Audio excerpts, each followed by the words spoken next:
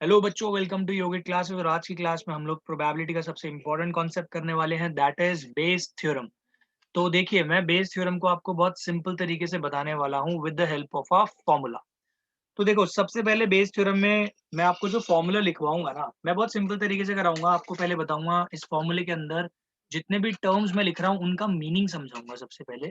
फिर आपको एक क्वेश्चन कराऊंगा उसकी हेल्प से, तो आपको पूरा क्लियर हो जाएगा कि भाई कैसे अप्लाई करना है ये फॉर्मूला, कहाँ पे अप्लाई करना, और कैसे आंसर हमको इजीली मिल जाएगा। तो देखिए, सबसे पहले जो ये फॉर्मूला है, पहले आप फॉर्मूला लिखना सीख लीजिए, तो उसके बाद तो सारी चीजें आपके लिए इजी हो जाएंगी। राइट। तो स्टार्ट करते हैं हम लोग पहले फॉर्मूले के साथ। तो देखिए, सबसे पहले यहाँ पे मान लीजिए कि एक इवेंट है, late E1, E2 and E3 B 3 events. ठीक है, 3 इवेंट्स है, कुछ भी हो सकते हैं। अभी हम क्वेश्चन के हेल्प से ज्यादा इसको समझेंगे। ये 3 तरह के इवेंट है। ठीक है, A is some other event, some other event which has already been occurred। यहाँ पे हम मान के चलेंगे A is some other event which has already been occurred। तो ध्यान रखना, कंडीशनल प्रोबेबिलिटी में भी आपको बताया हुआ है कि ए जो इवेंट अगर ऑलरेडी अकर है तो वो अपॉन में आता है। ठीक है, अभी मैं यहाँ पे फॉर्मूला लिखूंगा तो आपको यहाँ पे थोड़ी सी क्लैरिटी मिलेगी। तो यहाँ पे आप समझना आपको करना क्या है। तो यहाँ पे जो हम फॉर्मूला लिखेंगे उसको हम ऐसे लिखेंगे, पी E1 बाय ए, ये आएगा। तो ये है P ऑफ E1 बाय ए। मतलब देखो, यहाँ पे क्या होगा, आपको ना क्वेश्चन में पूछेगा कि probability of an event if an event has already occurred. लेकिन इसमें क्या होगा, ये कंडीशनल प्रोबेबिलिटी से अलग क्यों है? क्योंकि यहाँ पे उसके जैसे और इवेंट्स भी आपको गिवन होंगे। ये जितनी बातें मैं बोल रहा हूँ ना, अभी आपको क्वेश्चन से ये सारी चीज A to Z क्लियर हो जाएगी। पहले फॉर्मूला लिखना सीखो कि हम फॉर्मूला लिखते कैसे हैं। तो P of the required event, ठीक है, जिस इवेंट की आपको प्रोबेबिलिटी निकालनी है considering that another event A has already occurred. तो आपको फॉर्मूला इसका क्या लिखना है, ध्यान देना है इसके फॉर्मूले पे। सबसे पहले आपको लिखना पड़ेगा P ऑफ E1, ठीक है, मल्टीप्लाई।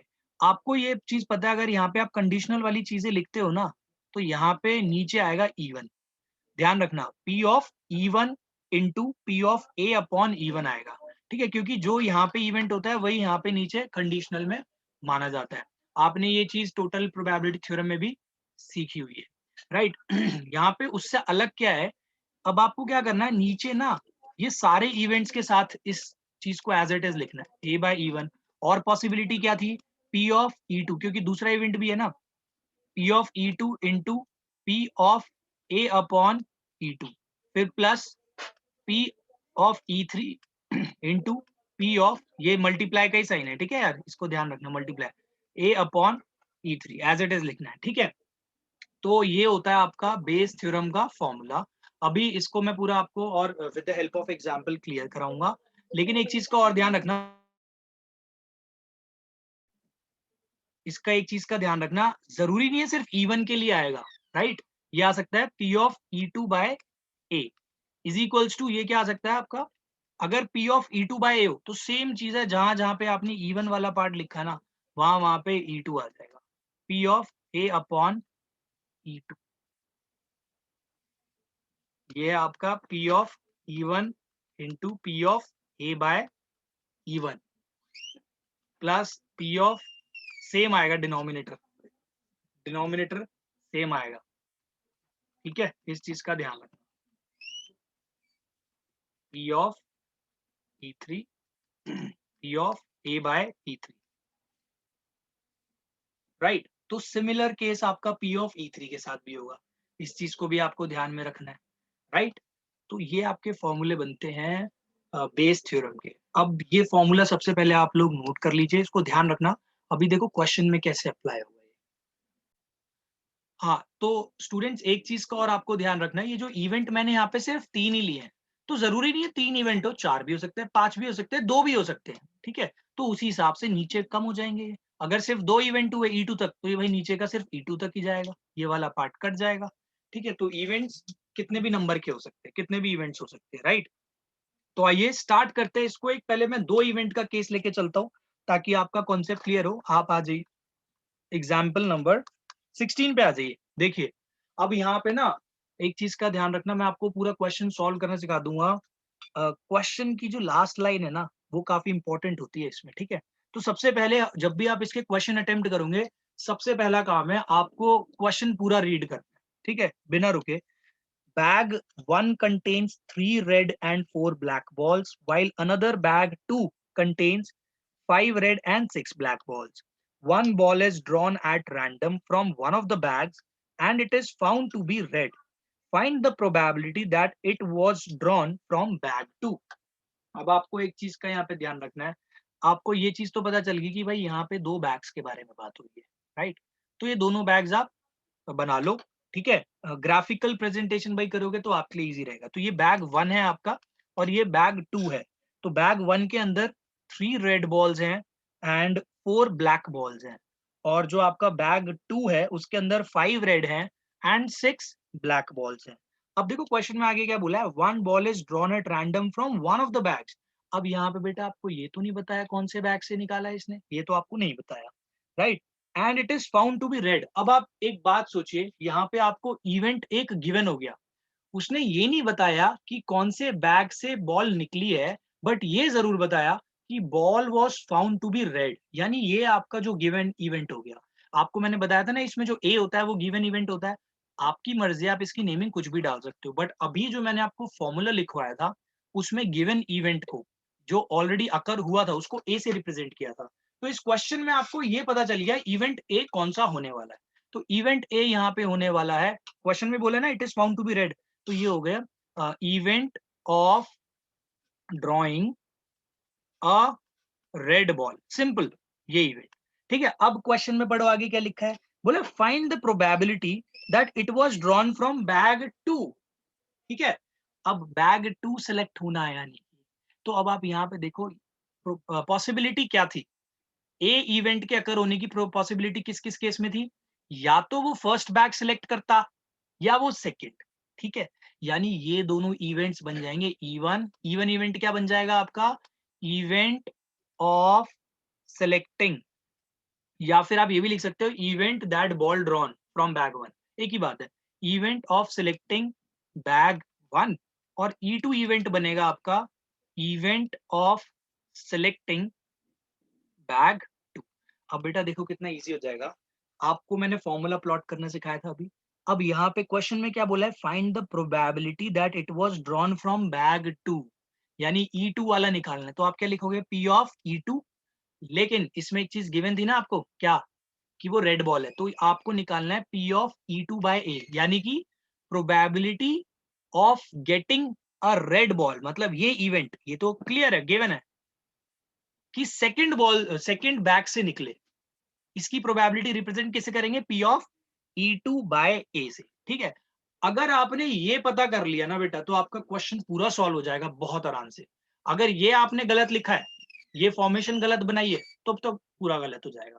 अगर ये आपने करेक्ट लिख दिया, आप देखो कितनी इजीली लिख सकते हो इसको। P ऑफ E2 है ना, तो आपको यहाँ लिखना है P of E2 multiply P of ये A नीचे था ना, यहाँ पे यह ऊपर आ गया, इसको ऐसे लिखना है। नीचे वाला मैंने आपको बताया था पूरे सारे केसेस कंसीडर करने होते हैं नीचे वाले, इवन वाला भी कंसीडर करेंगे और एज इट इज ऊपर वाला भी कंसीडर करेंगे, ई ऑफ ईट। ठीक है, अब देखो, अब देखो क्या है, बहुत सिंपल। अब सिर्फ आपको ना ये रीड करने इवेंट्स, यहाँ पे देखो कुछ भी नहीं बोला, आपसे बोला है भाई प्रोबेबिलिटी ऑफ सेलेक्टिंग बैग 2। अब आप एक बात सोचो, कोई भी बंदा आएगा, अगर वो बॉल निकालेगा, किसी ना किसी में से तो निकलेगी, फर्स्ट बैग से या सेकंड बैग में से। तो सेलेक्ट करने की प्रोबेबिलिटी आपको साफ पता है, अगर दो बैग है तो भाई 1/2 है, और P ऑफ E2 भी 1/2, दोनों बैग्स को सेलेक्ट करने की प्रोबेबिलिटी होती है ये। ठीक है, नेक्स्ट स्टेप यही है हमारा। तो आपको ये पता चल गया P ऑफ E/2 कितना आएगा, हाफ। क्यों, क्योंकि बैग को सेलेक्ट करने की, खाली बैग को सेलेक्ट करने की बात हो रही है यहाँ पे। ठीक है, इसकी होगी 1/2। अब इसको रीड करो, इसको रीड क्या करेंगे हम, कि probability of selecting a red ball, A event किसका है, ड्रॉइंग अ रेड बॉल का, probability of selecting a red ball if bag E2 is chosen. अब आप E1 को भूल जाओ, ये सोचो अगर E2 को चूज किया होता हमने, मतलब कि सेकंड बैग को, तो रेड आने की प्रोबेबिलिटी क्या होती। तो यहाँ पे आप देख सकते हो कितनी होती, 5/11, क्योंकि 5 रेड बॉल है, टोटल बॉल्स इसमें 11 है, तो ये 5/11 हो गया, राइट। सेम काम यहाँ करना है, P ऑफ E1 कितना होगा, ये भी हाफ होगा। P of A by E1 मतलब probability of selecting a red ball if first bag is chosen। अब देख रहे हो यहाँ पे कंडीशन बदल दी है हम। यहाँ पे हमने बोल दिया कि भाई मान लो पहला बैग चूज किया है तो रेड आने की प्रोबेबिलिटी क्या है। यहाँ पे ऊपर क्या था कि भाई मान लो कि हमने सेकंड बैग चूज किया है, दैट इज गिवन, तो रेड आने की प्रोबेबिलिटी क्या होगी। तो नीचे वाले केस में ये वाला जो इवन वाले केस में इसमें रेड आने की प्रोबेबिलिटी क्या होगी 3/7 प्लस नीचे वाला तो फिर से देखने की जरूरत नहीं, ऊपर वाला एज इट इज आ जाएगा। ठीक है, क्योंकि ये सेम ही टर्म्स है। बस अब आपका काम क्या है, इसको कैलकुलेट करना। कैलकुलेट बहुत इजीली हो जाएगा, 5/22 आ जाएगा। इसका आपका आ जाएगा, देख लीजिए, इसको कैलकुलेट कर लेना आप। ऊपर का तो 5/22 आ गया, नीचे आ जाएगा आपका 3/14 प्लस 5/22। इसके बाद देख लेना, आप कैलकुलेट कर लेना। यहाँ पे एनसीईआरटी में पूरा आंसर लिखा हुआ है, मैं अभी डायरेक्टली लिख रहा हूँ आंसर। तो ये हो जाएगी आपकी प्रोबेबिलिटी कि आपकी जो रेड बॉल आएगी वो सेकंड बैग से ही आएगी, उसकी प्रोबेबिलिटी हो गई ये। तो ये था आपको क्वेश्चन में फाइंड करने।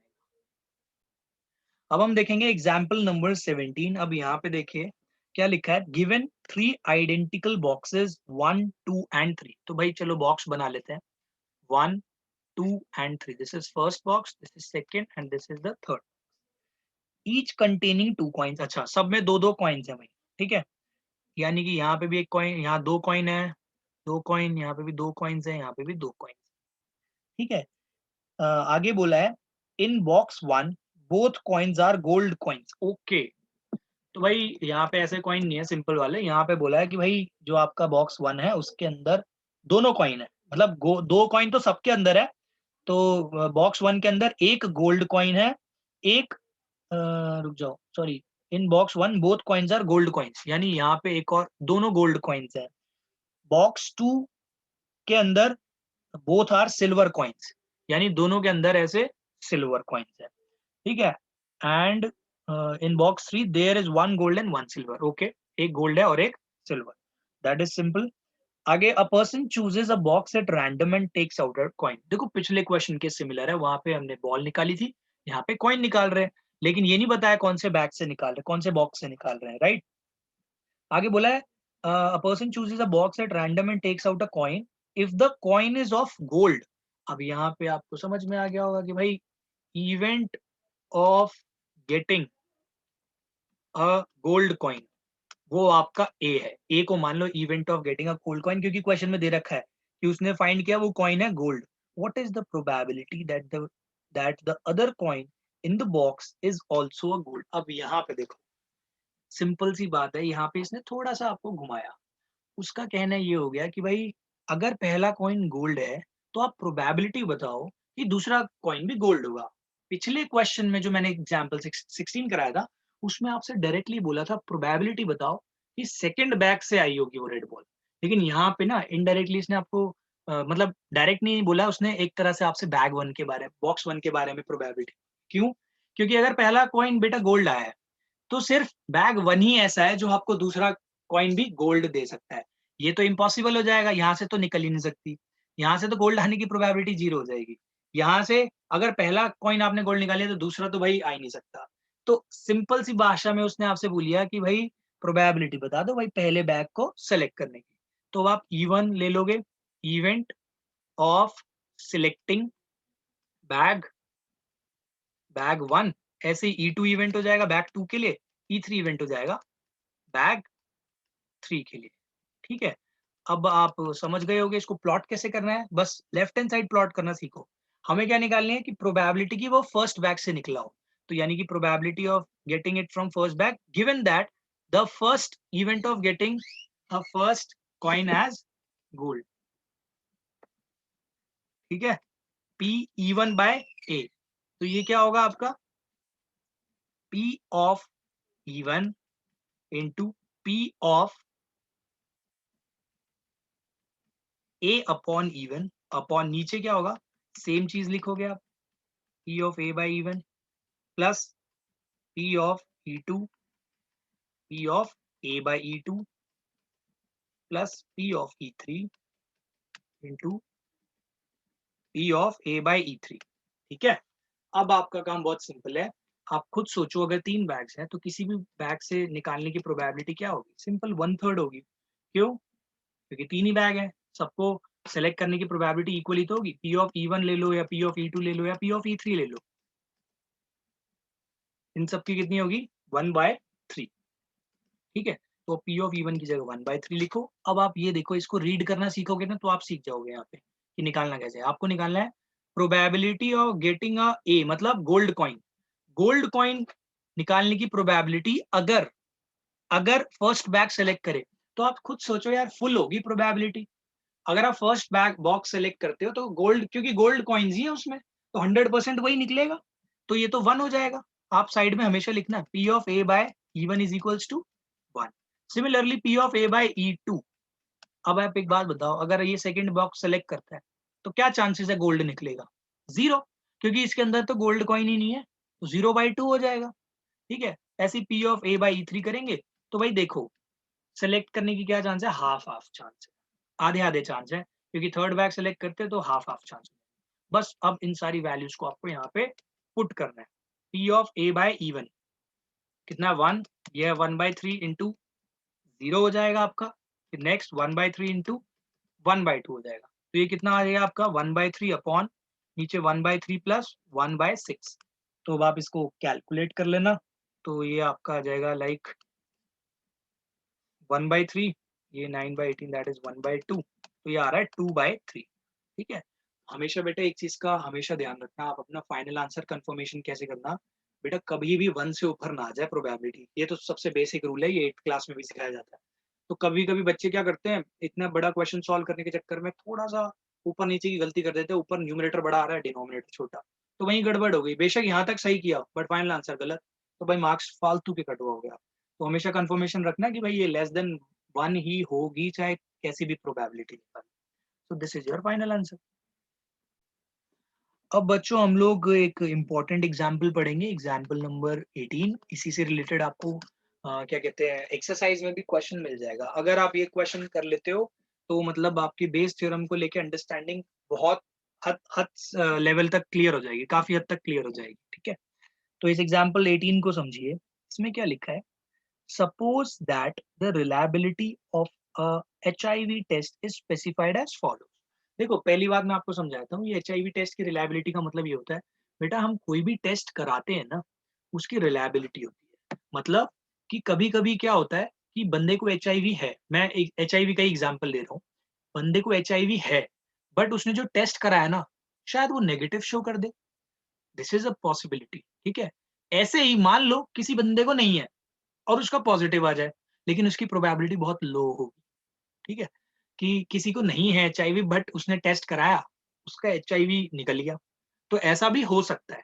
राइट, तो ऐसी प्रोबेबिलिटी भी रहती है, इसलिए इसी चीज को हम बोलते हैं रिलायबिलिटी। अगर किसी की रिलायबिलिटी 100% है, यानी वो बिल्कुल करेक्ट शो करेगा, बट रियलिटी में ऐसा नहीं होता, किसी भी चीज की 100% रिलायबिलिटी नहीं होती।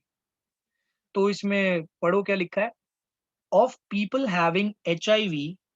ठीक है, जिन लोगों को HIV है, ध्यान रखना मैंने इसको फ्लो चार्ट की हेल्प से बताता हूँ। ठीक है, हैविंग हैविंग मतलब लिख देता हूँ HIV और नॉट हैविंग HIV। ठीक है, तो पहले बात करते हैं of people having HIV। 90% of the test detect the disease but 10% go undetected. तो यानी कि जिनको HIV है, 90% लोगों को तो बता देते हैं कि भाई हाँ तुम्हें है, बट 10% लोग ऐसे रह जाते हैं जिनको HIV होता है बट वो डिटेक्ट नहीं कर पाते। तो ये इसकी रिलायबिलिटी है। तो मतलब 90% को है, देखो ये तो वो केसेस हैं जिनको HIV है।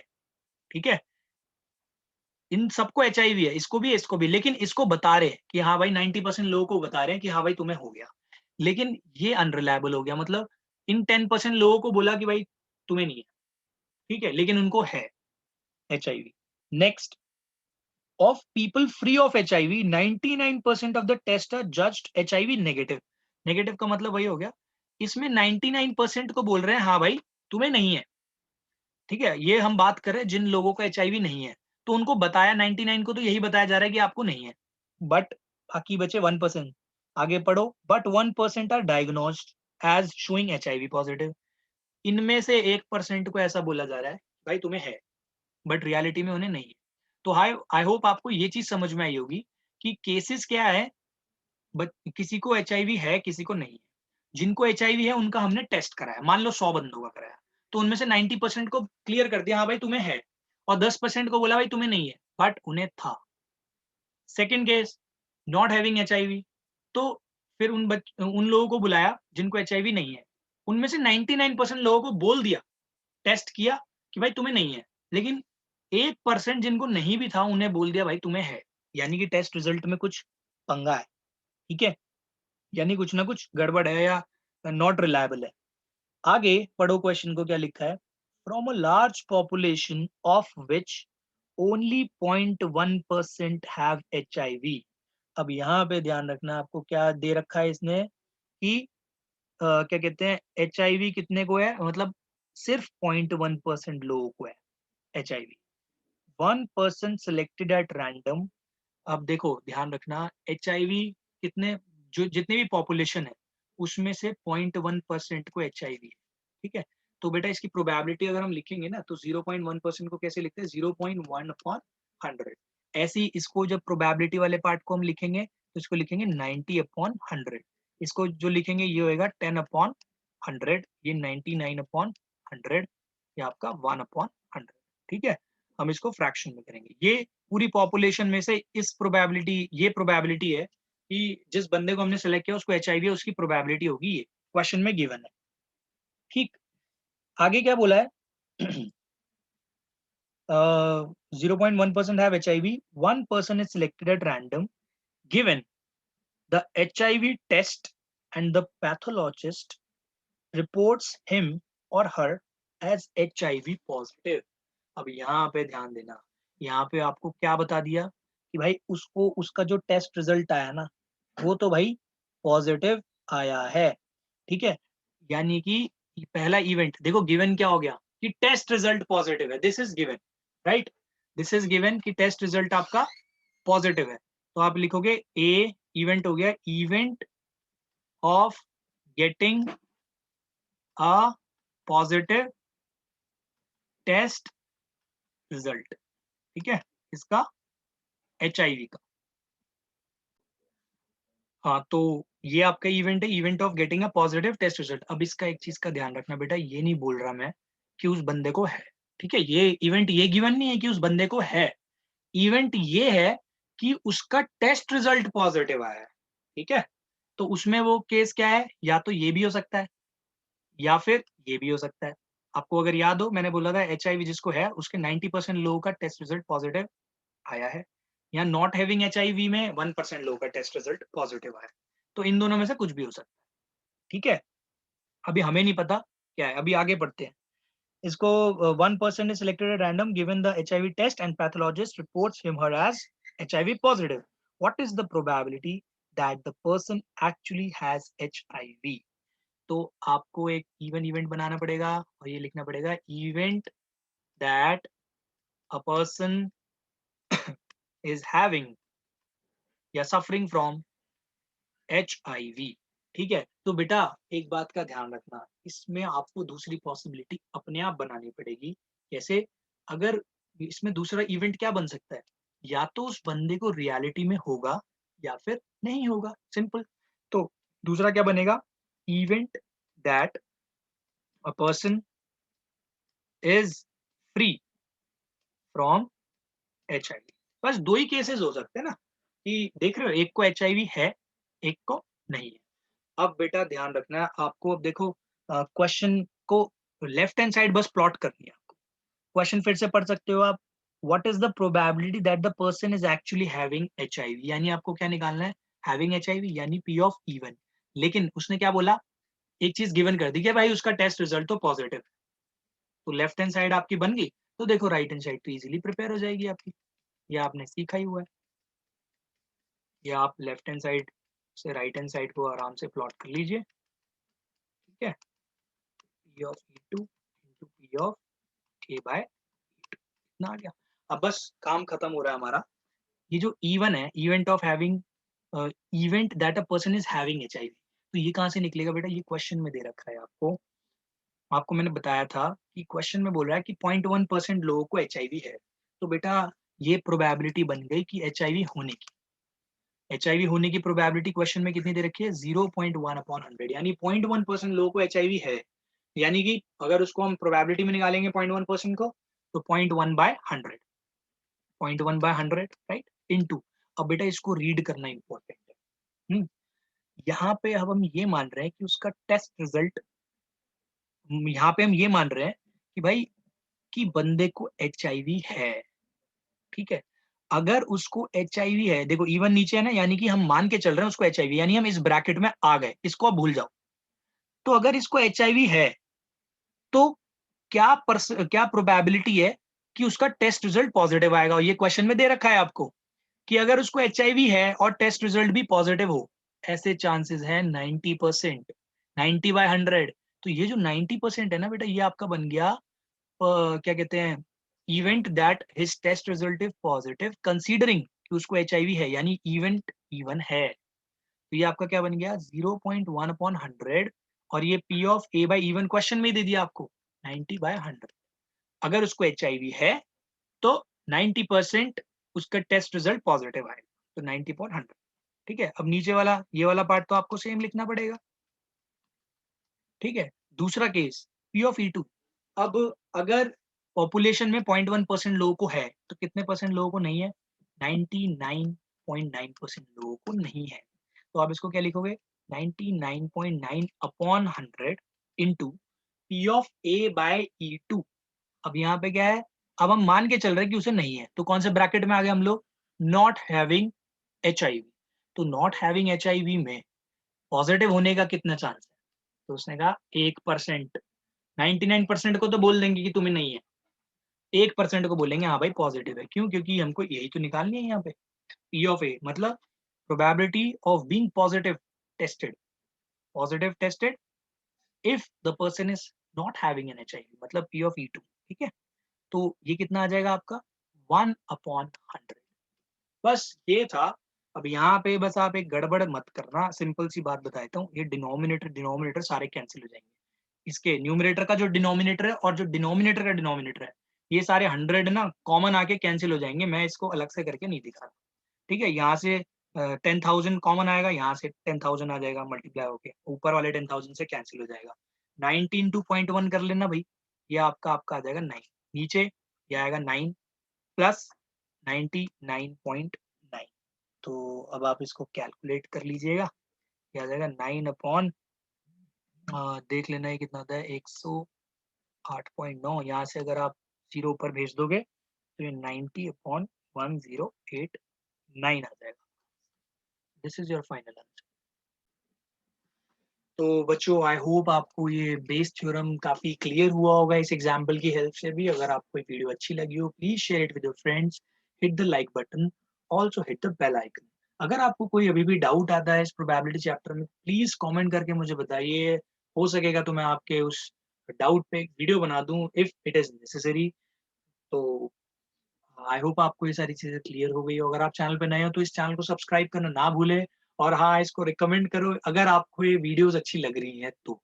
अगर आपको समझ में आ रहा है तो प्लीज इसको रिकमेंड जरूर करिएगा अपने दोस्तों को, उनकी भी हेल्प करिए। मिलते हैं नेक्स्ट वीडियो में, तब तक के लिए thanks for watching yogic classes.